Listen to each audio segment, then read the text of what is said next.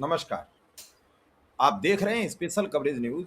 मैं हूं आपके साथ शिव कुमार। मेरे साथ हैं आदरणीय वरिष्ठ पत्रकार डॉक्टर राकेश पाठक सर। स्वागत और अभिनंदन। तमिलनाडु की सरकार गले की हड्डी बन चुकी है।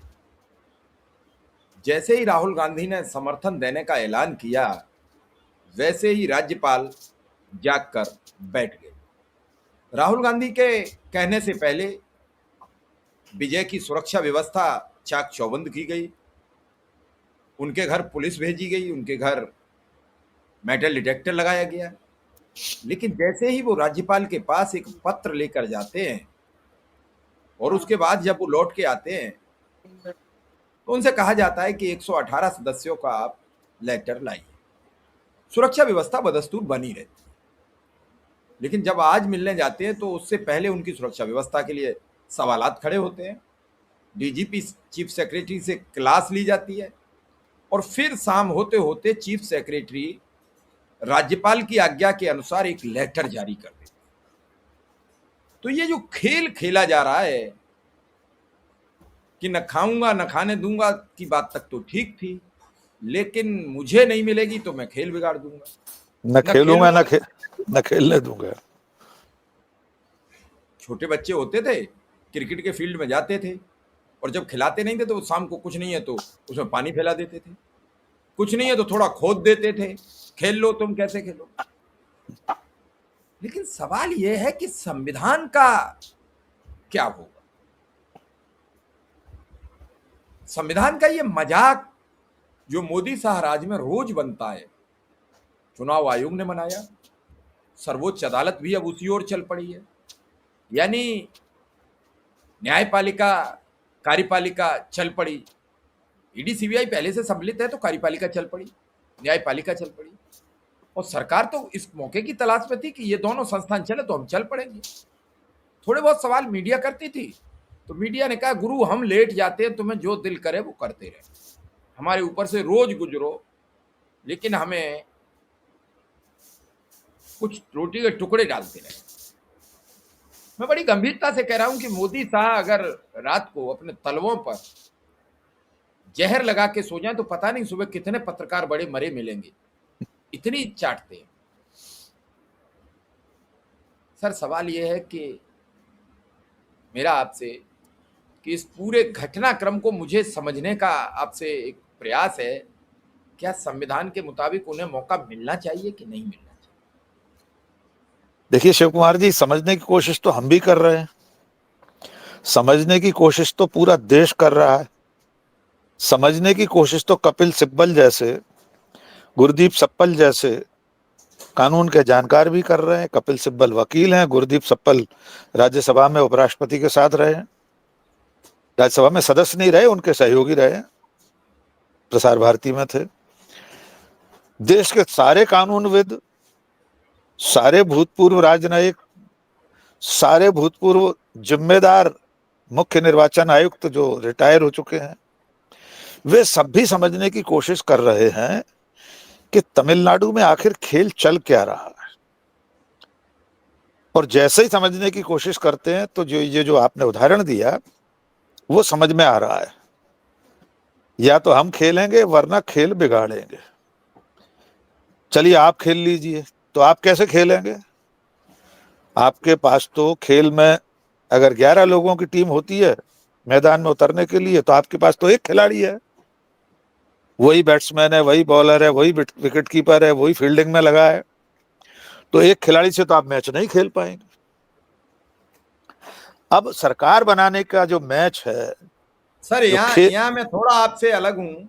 ये नॉन बायोलॉजिकल के लिए तो अकेला ही काफी है, उसमें तो कई उसके प्रारूप खड़े हो जाएंगे। नहीं, तो उसमें देरी नहीं करना चाहिए, वे खुद जाकर शपथ ले लें, हम और आपको कोई ऐतराज नहीं होगा। अजैविक अवतार जो है वे चाहे तो तमिलनाडु के मुख्यमंत्री बनकर शपथ ले ले राजभवन में, किसने रोका है? लेकिन जो वास्तविक स्थिति है, संवैधानिक प्रावधान है, हम उस पर थोड़ी सी बात कर लेते हैं। सबसे पहली बात तो यह है कि तमिलनाडु में चुनाव नतीजे निकले हुए अब 4 दिन हो रहे हैं। सबसे ज्यादा सीटों पर चुनाव जीती है थलपति विजय की पार्टी। अब उनके पास जो संख्या है वो बहुमत से थोड़ा सा कम है।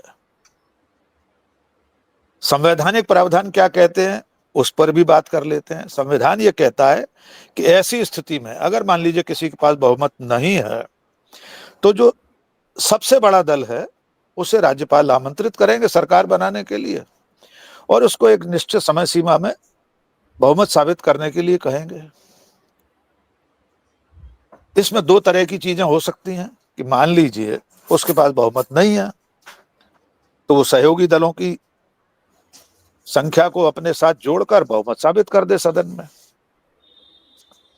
अगर ऐसी स्थिति भी न हो तो एक और उपाय है। हर विधायक के पास यस या नो और तीसरा एक अधिकार होता है एब्सटेन करने का, गैर हाजिर रहने का। जिस दिन सदन में बहुमत साबित करना हो उस दिन वो सदन में नहीं आएगा। 2, 4, 10, 20 जितने चाहे लोग गैर हाजिर रह सकते हैं। अब बची हुई सदस्यों की जो संख्या उस दिन सदन में फ्लोर पर है उसमें से बहुमत साबित करना होगा। मान के चलते हैं उदाहरण के लिए सदन में 200 सदस्य हैं और केवल 180 हाँ या ना में वोट डालें, बाकी बचे लोग गैर हाजिर हो जाएं तो बहुमत कितने में से चाहिए? 180 में से 91 लोगों में बहुमत साबित हो जाएगा। और ये संविधान उन्हें अधिकार देता है गैर हाजिर रहने का सांसद या विधायक को, जैसे मतदाता को नोटा का अधिकार है कि मतदान केंद्र पर गया, नोटा पर अंगूठा दबाया आया। ऐसे ही सदन में वोट देना या नहीं देना है, एब्सटेन करना है, उसने वोट नहीं दिया तो आज की तारीख में विजय की पार्टी के पास जो संख्या है उसके हिसाब से वे इस जुगाड़ के साथ भी सरकार बना सकते हैं।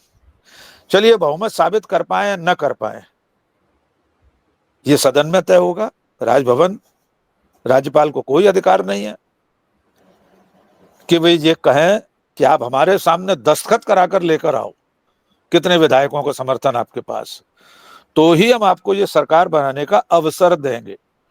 अब इसमें एक और उदाहरण ले लेते हैं। हम सिर्फ उदाहरणों के साथ अपने दर्शकों को इसलिए समझा रहे हैं कि आसान भाषा में ये समझ में आ जाए। एक तो ये है कि 118 लोगों का बहुमत चाहिए, उनके पास 10 या 11 लोगों की कमी है, 10 सदस्यों की कमी है तमिलनाडु में। 108 है उनके पास, सिंगल लार्जेस्ट पार्टी है, 234 का सदन है, उनको समर्थन दे दिया है कांग्रेस ने 5 सीटों के साथ, अब हो गए 113। कांग्रेस न भी देती तब भी 108 विधायक, सबसे बड़ा दल, राज्यपाल की जिम्मेदारी थी कि उन्हें सरकार बनाने का मौका देते। उनके सामने एक नजीर पेश कर देते उनके पड़ोस की। कर्नाटक में 2018 में चुनाव हुए, 7 मई को रिजल्ट निकला, 15 मई को रिजल्ट निकला। बीजेपी सिंगल लार्जेस्ट पार्टी बनी, सबसे बड़ा दल, उसके पास 104 सदस्य थे। सदन की संख्या है 224। 224 के आधे नहीं होते 104, उनके पास बहुमत नहीं था। मेजोरिटी के लिए 112 चाहिए। कांग्रेस के पास थे 78, उसके साथ जेडीएस के 37 लोग थे, उनके हो गए 115। देखा जाए तो गठबंधन बहुमत की संख्या से भी आगे बढ़ गया, 112 चाहिए 224 में से, इनके पास हो गए 115। इन लोगों ने, कांग्रेस और जेडीएस ने दस्तखत करके राज्यपाल को, 1-2 लोग और मिल गए उनके पास, 117 लोगों के दस्तखत के साथ राज्यपाल को चिट्ठी दी। मजे की बात यह है, अगर मतदान का प्रतिशत भी देखें तो इस चुनाव में कांग्रेस को 38.14% वोट मिले थे, बीजेपी को 36.35।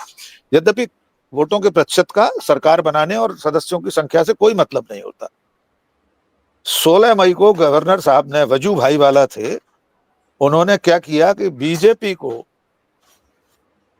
पोस्ट पोल अलायंस, चुनाव के बाद के अलायंस के नाम पर सरकार बनाने का मौका दे दिया। बीएस येदियुरप्पा को 17 मई को शपथ दिला दी, 15 मई को रिजल्ट निकला, 16 मई को न्योता दिया, 17 मई को शपथ दिला दी।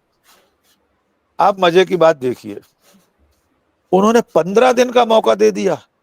क्या 15 दिन में सदन आमंत्रित करें, विधानसभा बुलाएं और उसमें अपना बहुमत साबित कर दें। इतना समय दे दिया कि आप घोड़ों की खरीद कर सको, घुड़साल में जाओ, दांव लगाओ और घोड़े जितने कम पड़ रहे हैं उतने खरीद लाओ। मामला सुप्रीम कोर्ट पहुंचा, फौरन से पेशतर। सुप्रीम कोर्ट ने दखल दिया। सुप्रीम कोर्ट ने कहा कि नहीं, 15 दिन नहीं, सिर्फ 24 घंटे के अंदर, 24 घंटे के अंदर आप अपना बहुमत साबित करें। शिव कुमार जी, हमारे दर्शक कान खोलकर सुन लें, बीएस येदियुरप्पा को 19 मई को सदन में बहुमत साबित करने की समय सीमा से 10 मिनट पहले इस्तीफा देना पड़ा। कुल कितने समय मुख्यमंत्री रहे बीएस येदियुरप्पा? 2.5 दिन, 2.5 डेज। आप अंदाजा लगा सकते हैं, जब संविधान काम करता है तो इस तरह 2.5 दिन में, वैसे तो उनको गलत मुख्यमंत्री बनाया गया था, फिर भी उन्हें मौका दे दिया कि 15 दिन में आप खरीद फरोख्त करके बहुमत साबित कर दो। सुप्रीम कोर्ट ने कह दिया 24 घंटे में करो। उन्हें पता था नहीं कर पाएंगे, समय सीमा समाप्त होने के 10 मिनट पहले इस्तीफा दे दिया। तमिलनाडु में तो अच्छा खासा बहुमत है, 108 सदस्य पर्याप्त हैं उसके अपने के, विजय की पार्टी के। उन्हें कांग्रेस के सदस्यों की भी जरूरत नहीं है सरकार बनाने के लिए। ये न्योता तो उनको वैसे ही मिलना चाहिए। इतनी सारी नजीरें हैं संविधान की। एसआर बोम्मई का केस है 1994 का, रामेश्वर प्रसाद 2006 का केस है, रूल बुक है। सब चीजों में साफ लिखा है कि बहुमत साबित करने की जगह राजभवन नहीं है। लोक भवन सर बोलिए, राजभवन नहीं। हाँ, अब तो लोक भवन नहीं है। आपको अंततः जाकर विधानसभा में ही बहुमत साबित करना है। विधानसभा का सत्र बुलाइए, उससे पहले सबसे बड़े दल के मुखिया को सरकार बनाने का न्योता दीजिए। ऐसा एक उदाहरण नहीं है, मैंने तो एक कर्नाटक का उदाहरण दे दिया। पीवी नरसिंह राव 5 साल अल्पमत की सरकार चलाते रहे। जिस दिन राष्ट्रपति ने उन्हें सरकार बनाने के लिए कहा था, बहुमत नहीं था उनके पास। अटल बिहारी वाजपेयी 3 दिन और 13 दिन की सरकार, बहुमत नहीं था, अल्पमत की सरकारें थी, प्रधानमंत्री बने, शपथ ली। रिकॉर्ड में तो आज भी 3 बार के प्रधानमंत्री कहलाते हैं। बहुमत साबित नहीं कर पाए पटल पर, फ्लोर पर, सदन में, सरकार जाती रही। और इससे भी ज्यादा अति सुन लीजिए, गोवा में गवर्नर साहब ने छोटे दल को सरकार बनाने का न्योता दे दिया। बीजेपी की सीटों की संख्या कांग्रेस से कम थी, कांग्रेस के विधायक ज्यादा थे। जब तक कांग्रेस अपने सहयोगी दलों को जोड़ पाती, तब तक तो उससे बहुत कम सीटों वाली बीजेपी के मुखिया को उन्हें मुख्यमंत्री बना दिया, शपथ दिला दी। और सबसे बड़ा सोने में सुहागा, देवेंद्र फडणवीस को भगत सिंह कोश्यारी ने जिस दिन अल सुबह 3:30-4 बजे शपथ दिलाई थी लोक भवन में, उस दिन कौन सी सदस्य संख्या देखी थी भगत सिंह कोश्यारी ने? कितने विधायकों के दस्तखत थे देवेंद्र फडणवीस के पास? कौन सा सबूत पेश किया गया था? तो इस देश में इतनी ज्यादा निर्लज्जता के साथ संविधान का मखौल उड़ाया जाता रहा है, वहां पर अब तमिलनाडु पर फिर लौटे। ये सब कौन कर रहा है? ये वो पार्टी कर रही है जिसका एक विधायक है 234 में से। चलिए, हम तब भी मान लेते कि उनकी सदस्य संख्या कांग्रेस, डीएमके, एआईडीएमके, टीवी के, इनके आसपास भी होती, 10-20 कम होते, तब भी हम मान लेते। एक विधायक है, कुल जमा एक विधायक, और आप एक राज्य को अस्थिर करना चाहते हैं, सरकार बनाने के लिए हर संभव कोशिश में जुटे हुए हैं। मजे की बात यह है कि बाकी जो दल हैं, डीएमके, एडीएमके, वो भी अगर दोनों मिलकर बीजेपी को समर्थन दे दें, जो कि कभी संभव नहीं है, तब भी कौन सा बहुमत हो रहा है? उन दोनों की कुल मिलाकर सदस्य संख्या 100 नहीं हो रही। एक अपना बीजेपी का जोड़ लीजिए, उसे मुख्यमंत्री बना लीजिए, तब भी बहुमत कैसे साबित करेंगे? फिर यही तरीका है कि हॉर्स ट्रेडिंग करेंगे, खरीद फरोख्त करेंगे, किसी भी तरह से सरकार बनाकर, और फिर सदन में आने से रोका जा सकता है दूसरे दल के लोगों को, कुछ भी किया जा सकता है, कहीं बंधक बना के रख दो, इतने लोग पहुंचे ही नहीं जितने चाहिए। तो ये निर्लज्जता की पराकाष्ठा है जो कुछ हो रहा है तमिलनाडु में। और सबसे बड़ी बात, राज्यपाल अपनी मर्जी से नहीं कर रहा है ये सब। राज्यपाल की लगाम तो दिल्ली के हाथ में है, भले उसकी नियुक्ति राष्ट्रपति करता हो, लेकिन अनुशंसा तो प्रधानमंत्री करता है। सरकार के इशारे पर ही राष्ट्रपति किसी को राज्यपाल बनाता है। तो ये मोदी, शाह और दिल्ली राज्यपालों को जिस तरह कठपुतली बनाए हुए हैं, उसका ये सबसे बेशर्म उदाहरण है। तमिलनाडु में सबसे बड़े दल को सरकार न बना देने के लिए सारी तैयारियां कर लेना। जी सर, आपने बड़ी विस्तृत बात बताई। एक हम अभी आपको उदाहरण दें कि उत्तर प्रदेश में जगदम्बिका पाल कल्याण सिंह की सरकार अपदस्थ करके बन गए थे, तो इलाहाबाद हाईकोर्ट ने यह कहा कि ये कभी भी इनके नाम के आगे पूर्व मुख्यमंत्री नहीं लिखा जाएगा। वो और उस लिखने पर लगे थे, एक दिन हाँ, के लिखने लगे। मुख्यमंत्री थे, लिखने लगे थे। तो उसके समय एक सर वो बना था कार्टून, तब कार्टूनों पर तो रोक थी नहीं। ये तो अभी है कि अब कार्टून भी नहीं बना 2000 सकते। तो कार्टूनिस्ट ने कार्टून बनाया था कि कल्याण सिंह बाथरूम में घुसे तो जगदम्बिका पाल ने उनकी कुर्सी उलट के उस बाथरूम के गेट में फंसा ली ताकि दरवाजा ना खुले, और उल्टी कुर्सी पे ही बैठ गए। उन्हें कुर्सी सीधा करना भी मुनासिब नहीं नहीं समझा। साइड समझा। गेट खुल गया। कल्याण सिंह जंगले में से कूदे और कुर्सी पलट दी। जगदम्बिका पाल कुर्सी के नीचे दब गए। मतलब दो तस्वीर में वो कार्टून था। बहुत बढ़िया। और वो तत्कालीन राज्यपाल वहां रोमेश भंडारी थे। उन्होंने वो किसी की सह पर, उस दिन मैनपुरी में उपचुनाव था, उस उपचुनाव को उन्हें डाइवर्ट करना था। तो ऐसा नहीं है कि पहले भी गड़बड़ियां नहीं हुई हैं, लेकिन पहले थोड़ी बहुत संवेदना थी। जैसे हाईकोर्ट ने कह दिया कि पूर्व मुख्यमंत्री नहीं लिख सकते हो। अब तो कोई सर्वोच्च अदालत जाए तो क्या निर्णय आएगा। आपको याद होगा महाराष्ट्र वाले निर्णय में क्या सुनाया कि अगर आपने इस्तीफा नहीं दिया होता तो आपकी सरकार, हम इस्तीफा देता आज कैसे। आज तक उस पर फैसला नहीं हुआ सुप्रीम कोर्ट में, उद्धव ठाकरे की उस याचिका पर। अब तक चल रहा है, कोई फैसला नहीं हुआ। दोबारा चुनाव हो गए, नई सरकार बन गई, देवेंद्र फडणवीस दूसरी बार मुख्यमंत्री बन गए, तीसरी बार। वो पेंडिंग है अब तक। सुप्रीम कोर्ट ने नहीं पूछा कि भाई ये सुबह 3:30 बजे शपथ आपने क्यों दिलाई थी, वो आदमी और क्यों बार बार बनना चीफ मिनिस्टर। इसलिए कि मोदी शाह की शय।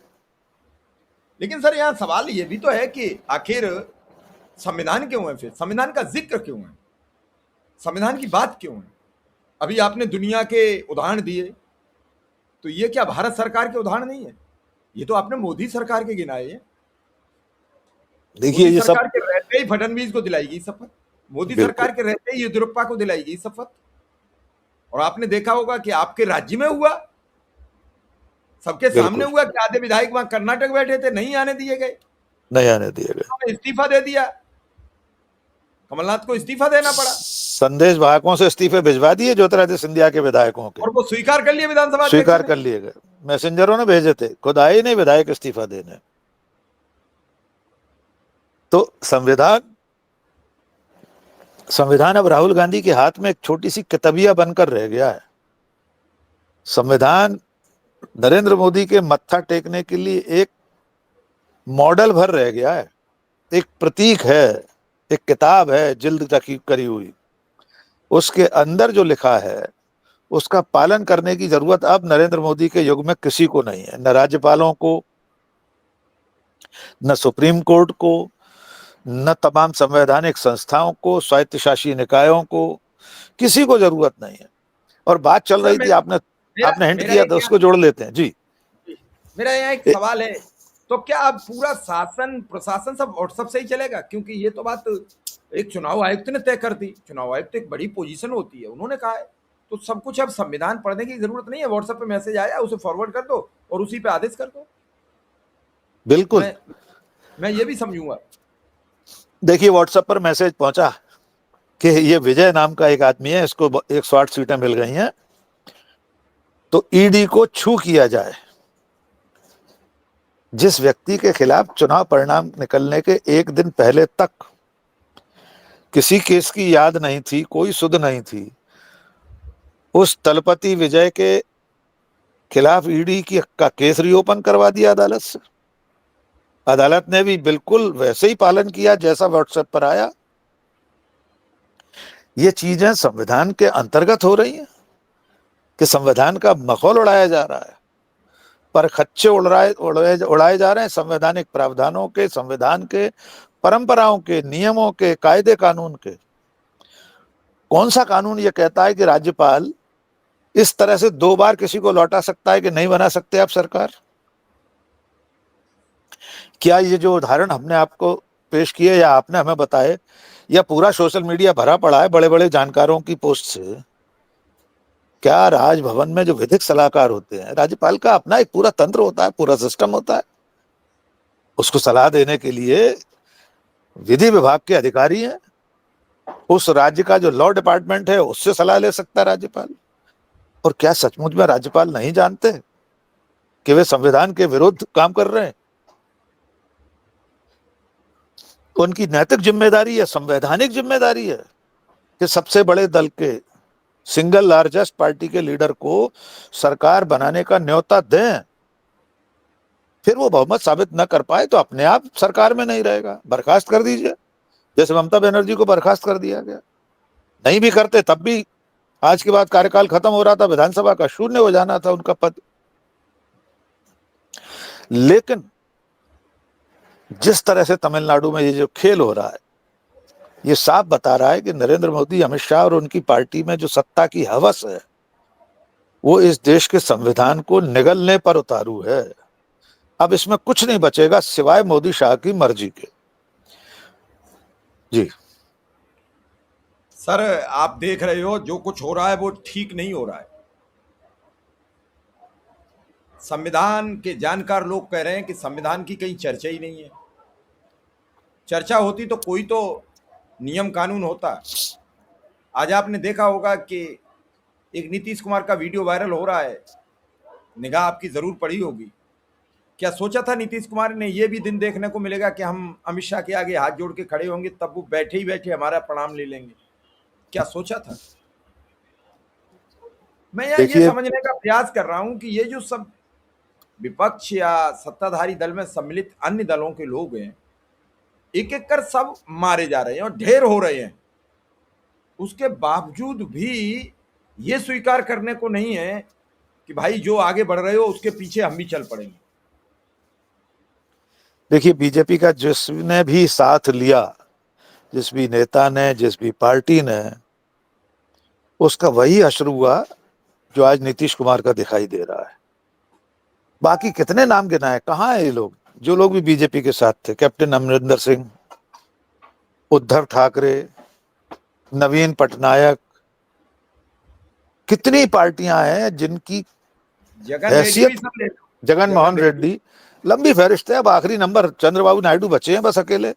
नीतीश कुमार को तो कोई कल के बाद पूछने वाला नहीं है।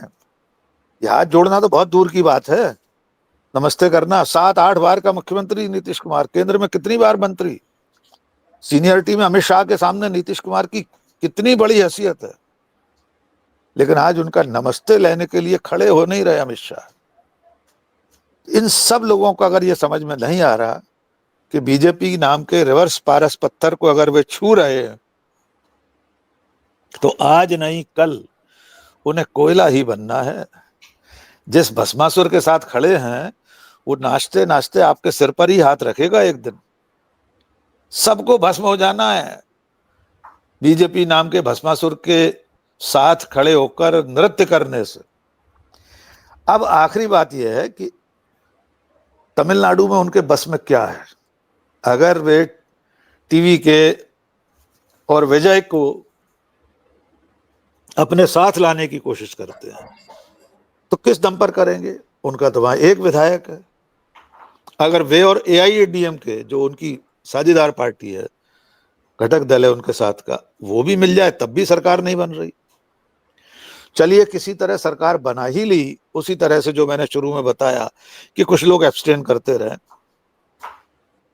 तो क्या ये जो विजय कुमार जी हैं, देश में इतनी सारी क्षेत्रीय दलों की दशा और दिशा जो हुई है उसको नहीं देख रहे होंगे? क्या वे नहीं जान रहे होंगे कि जिसने भी बीजेपी का साथ लिया, जो भी बीजेपी के साथ गया, उसे अंततः राजनीति की चौसर से गायब ही होना है, उसका विसर्जन ही होना है। मायावती देख लीजिए, बार बार नाम याद आ जा रहे हैं, बची कौन सी ऐसी पार्टी देश में? चौटाला की पार्टी देख लीजिए।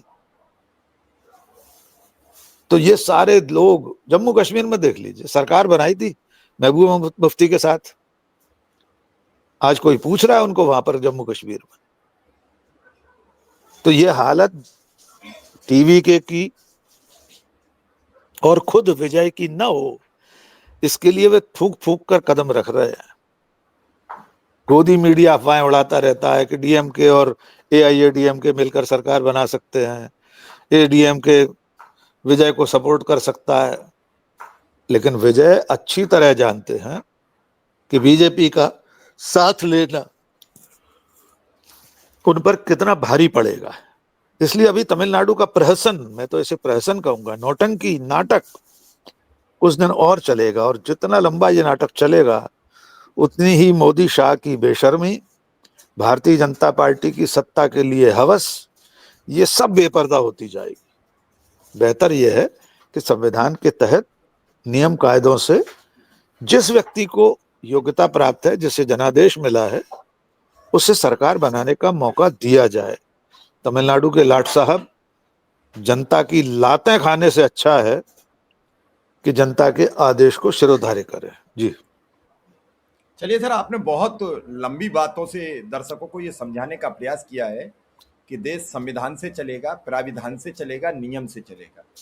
देश उस खाता बही से नहीं चलेगा जो नरेंद्र मोदी और शाह कहें वही सही, खाता न बही, लिख दो वही सही। तो इससे नहीं चलेगा। चल सकता है जब तक चल जाए तब तक। तो इस प्रकरण में जिस तरीके से राज्यपाल, इससे पहले एन रवि पर सुप्रीम कोर्ट तक मामला गया, वो बिल पास नहीं कर रहे थे, ये तो सरकार ही नहीं बनने दे रहे ताकि कोई बिल आए। सरकार ही नहीं बनेगी, बिल की जरूरत क्या है?